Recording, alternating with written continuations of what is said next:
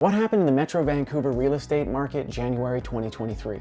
Was it the bust that everyone was talking about? In this video, we're going to go over condos, townhomes, and detached homes here in Metro Vancouver. We'll compare those numbers with the month before and the year before so we can see how things are evolving. At the end of this video, I'm going to summarize all of this information and tell you what I'm seeing out there versus what the numbers are saying and what that could mean for the rest of the year.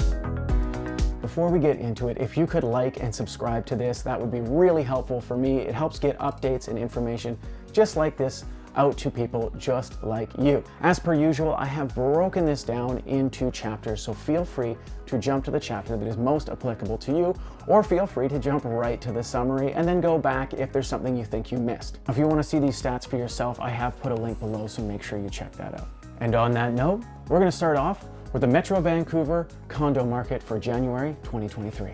The Metro Vancouver condo market saw 3,409 active listings, 571 sales, and a benchmark price of $720,700, and the average days on market for a condo was 42. So let's do the sales to active listing ratio math to see what kind of market that the condos were sitting in January of 2023. So if we take the sales of 571 and we divide them by the active listings of 3,409, we get 16.75%, which is sitting in a balanced market. Remember, a balanced market is between 12% and 20%. 20% and above being a seller's market, and 12% and below being a buyer's market. So let's take those numbers from January and compare them to December so we can see how things are shifting from month to month. But keep in mind, December and January are typically pretty slow months. So January actually saw 170 more active listings than we had in December. But we saw 131 less sales in January comparatively. And here is some good news for those of you who bought a condo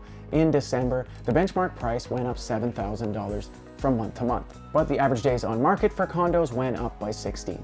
All right, let's take January 2023 and compare it to January 2022 so we can see how things have shifted throughout the year. When we compare this January to last January, we can see that there is 762 more active listings this January. Unfortunately, there were 744 less sales, and the benchmark price has dipped $55,000 from last January, as well as the average days on market going up by 12. So that's how the condo market in Metro Vancouver looked in January 2023 compared to the month before and the year before. Let's move on.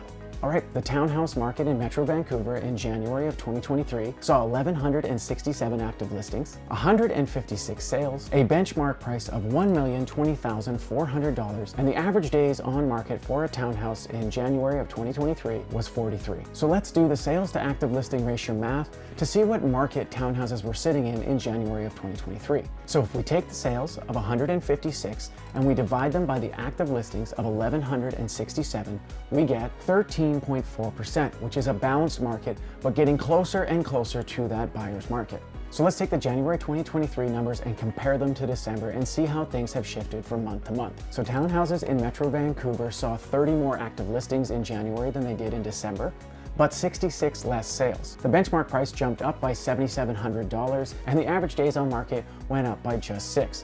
So let's take January 2023 and now compare it to January 2022 and see how things shifted over the year. This January, we saw 492 more active listings, but unfortunately we saw 192 less sales. And the benchmark price for townhomes dropped $9,100 from last January. And finally, the average days on market jumped up 22 days. So that's what townhouses look like in January of 2023 and what they look like compared to December 2022 and January 2022.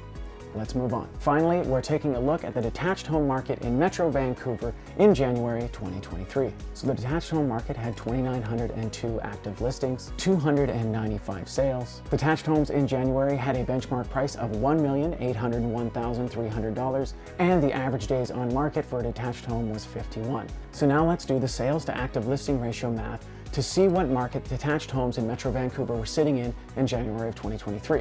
So if we take the sales of 295 and we divide them by the active listings of 2,902, we get 10.17%, which is a buyer's market. Remember, a buyer's market is a sales to active listing ratio of below 12%. Let's take January 2023 and compare it to December 2022 so we can see how things shifted from month to month. So January saw 106 less active listings, 76 less sales, And from December to January, the benchmark price for detached homes fell $22,000, and the average days on market only changed by 2. So let's take January 2023 and compare it to January 2022 so we can see how things shifted over the year. So this January we had 561 more active listings, but we had 327 less sales. And this one might hurt if you bought a detached home in January of 2022. The benchmark price has fallen $151,700 since then. And the average days a detached home lasts on market has gone up by 7. Okay, so here is my January 2023 Metro Vancouver real estate market summary. As we've seen, benchmark prices are down, inventory is down, sales are down, everything seems to be down. In fact, January 2023 was 42.9% below the 10-year sales average. Interest rates went up 4.5% in the last 12 months. Inflation is really high here in Canada, and even higher in many countries across the world. Let's be honest, I think most of us saw this coming, but there is some light at the end of the tunnel. If you follow me on Instagram and TikTok, you know that I do a ton of home tours and property tours, so I'm always bouncing around from one open house to another, from one listed property to another.